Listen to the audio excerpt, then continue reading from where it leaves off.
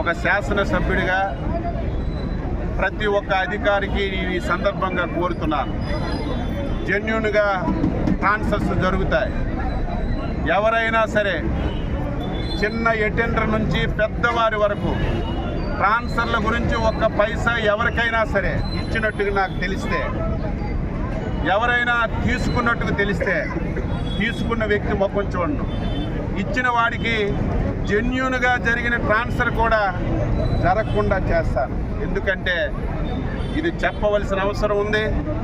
నేను చాలా సందర్భాల్లో చెప్పాను, అవసరం ఉంటే 10 మందికి అడుక్కొని కార్యక్రమాలు చేస్తాను తప్ప ఎక్కడ అవినీతి అనే మాట లేకుండా, ఎక్కడ కూడా ఏ ఒక్కరికి ఇబ్బంది లేకుండా మనస వాచ కర్మన పాలన చేయాలని ఒక అంకిత భావంతో పనిచేస్తున్న జిల్లా అధికారులందరికీ జిల్లా మంత్రిగా మాటిస్తున్నాను.